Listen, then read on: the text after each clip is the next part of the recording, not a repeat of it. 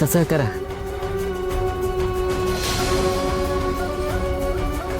राधा तुला चालेल ना? नाही म्हणजे चंदू शेठसाठी फक्त.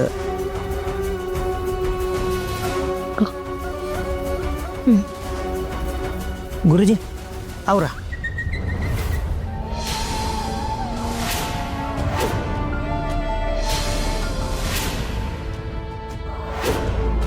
तू तेव्हाही सोबत असशील ना रे विराजस? राधा मी नेहमी तुझ्या सोबत असेन.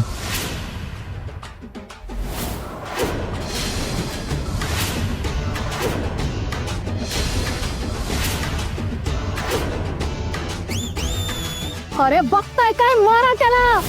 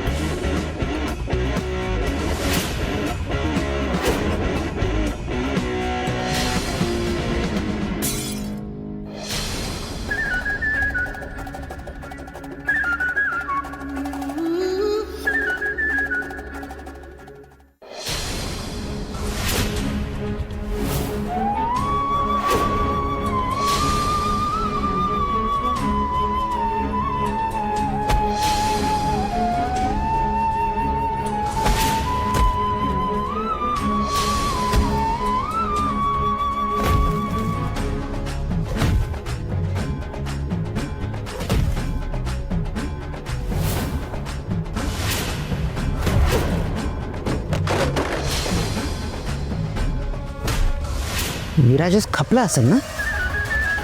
नाहीतर माझं काही खरं नाही. नाही नाही नाही जगू शेठ, आपल्या माणसांनी त्याचा कायमचा बंदोबस्त केला असेल.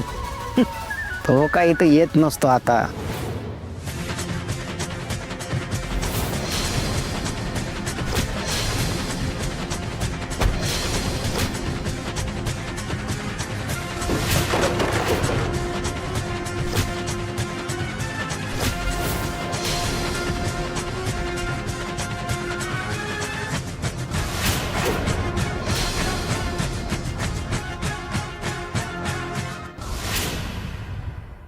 आता आपण मंगळसूत्र घालण्याचा विधी करूया.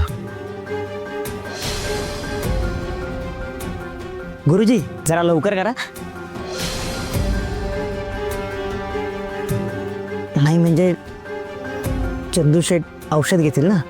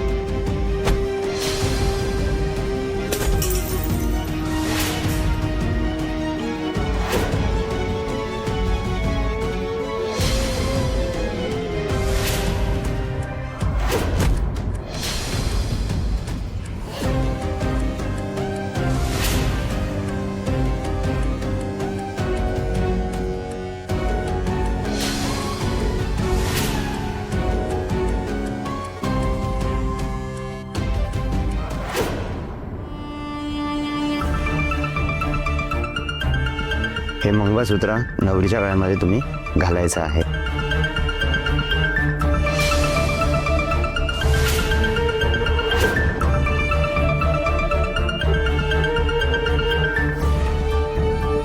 एक मिनिट. अजून विराजस आणि कांता मावशी नाही आलेत. ते अगं त्यांना वेळ लागेल ना. ते म्हणाले ना फोनवर. हो मग आपण वाट बघूयात ना थोड्या वेळ. हां, येतच असतील ते.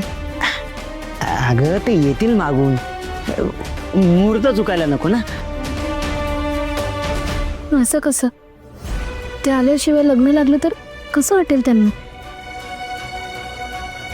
राधा, ऐक माझं. आपण मंगळसूत्राचा विधी आटपून घेऊया ना. म्हणजे चंदू शेठला औषध पाण्याशिवाय किती वेळ ठेवणार ना.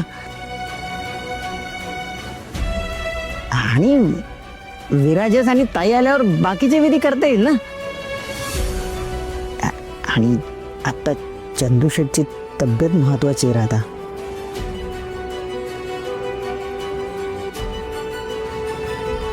गुरुजी, करा सुरू. मुहूर्त टळतोय ना.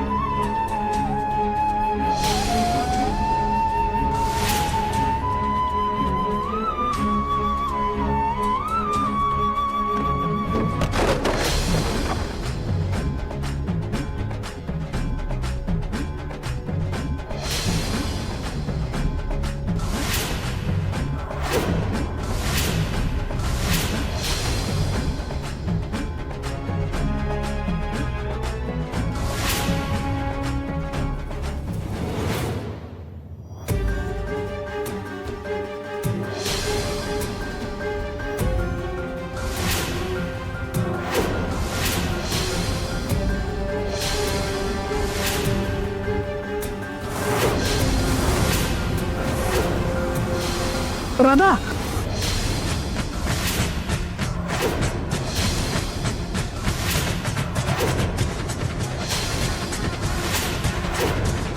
राधा याच्याशी लग्न करू नको. हा चांगला माणूस नाही, हा फसवतोय तुला.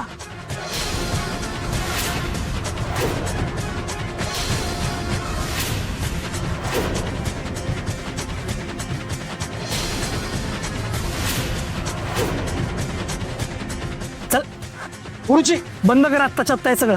राधा प्लीज माझ्यावर विश्वास ठेव. या माणसाशी अजिबात लग्न करू नको. एक नंबरचा नालायक माणूस आहे हा. फसवतोय तुम्हाला सगळ्यांना. प्लीज प्लीज लग्न करू नकोस याच्याशी. हे हे काय बोलते तू? हे आता मी काही नाही बोलणार आहे. जे बोलायचं ना ते हा बोलेल. हे बोल रे. हा, यांनीच आम्हाला पैसे दिले होते. यांच्या सांगण्यावरून माझ्या बायकोने इथे येऊन राडा केला. तुमच्या मिसळमध्ये पिन सापडल्याचं सगळं नाटक होतं.